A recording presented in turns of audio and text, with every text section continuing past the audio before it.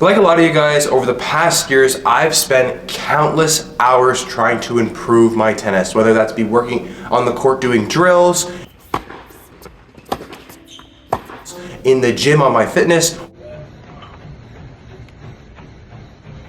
or out playing matches. And recently I've noticed something, and this one thing that I've noticed is that I haven't been spending as much time as I should be on my mental game.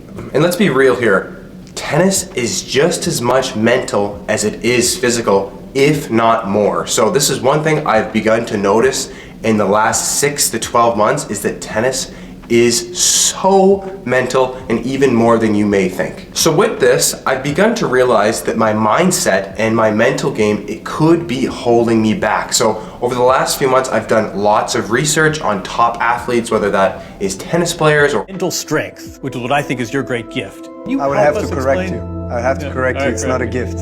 It's something that comes with work. You train for the mental side the way you would your serve or your forehand. There are different techniques, conscious breathing. Players or other athletes that are at the top of the game, to see what they do to strive for greatness, including their mental game. So what I've come to realize is a lot of these athletes have daily habits which they do every single day. So today I'm going to be going through what these habits are for me and what they can be for you. I'm not saying that these habits are going to magically transform your tennis game, or even if you're another athlete watching this video, it's going to magically transform your athletic career, but it definitely could have a huge impact on your progression. So I do understand that these things need to be worked on constantly, just like working on a technique or working on a footwork or working on something that's tactical or even physical, right?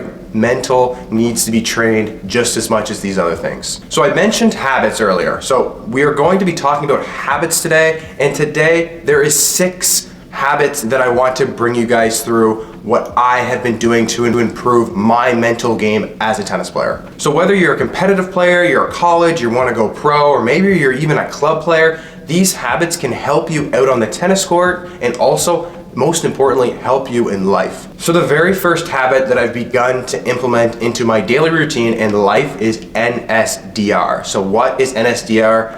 NSDR stands for non-sleep deep rest, and it can be seen as a form of meditation or even like a nap. A lot of the times, you know, us athletes and tennis players, we're going and we're grinding and it's tough. And sometimes you need a little break to give your mind. And a lot of people opt for regular meditation.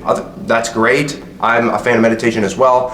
But NSDR is a little bit different. If you want to learn more about NSDR, there's some great resources online. The one that I do actually is an Andrew Huberman NSDR exercise. They come in different time lengths. My favorite one is the 10 and the 20-minute one. Welcome to this 10-minute non-sleep deep rest protocol.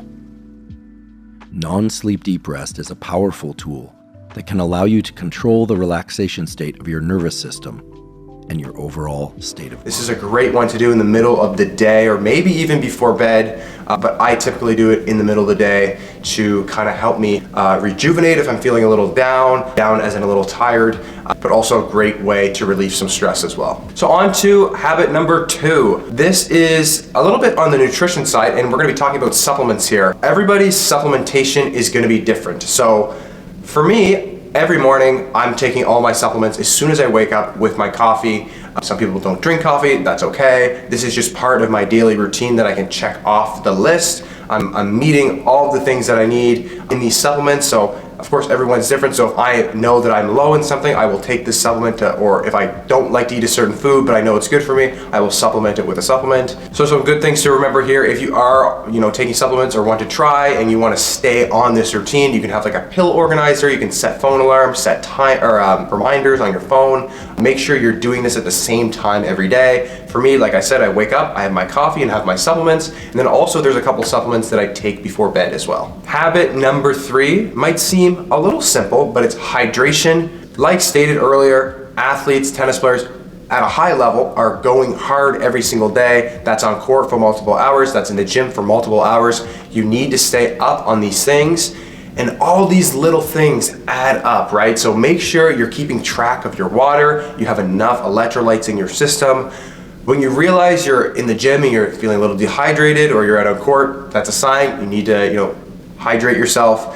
This is something that I tend to struggle with now and then. Once again, these are just some basic habits. I have about 12 or 10 to 12 habits that I like to do daily, so I'm just giving you a couple examples of them here. But hydration, very important as a tennis player. And if you really want to hone in on the hydration, maybe you pour electrolytes in your water in the morning, maybe you have some before bed, you want to outline how much you want to have a day, maybe you want to have 5 liters of water a day, 4 liters of water. Everyone's a little bit different, so you need to find out what is good for you. Habit number 4. So for me, I like to listen to some mental performance podcasts from time to time. I also enjoy listening to tennis podcasts. Of course, just watching tennis is important as well. It can be helpful in developing, tennis knowledge, tennis IQ, tactic awareness out there. So a good thing to remember with this one is you can take notes while listening to these things that you might want to remember for the future, whether this is a podcast, you're watching someone's match, you're taking stats or whatever it may be, is to take notes.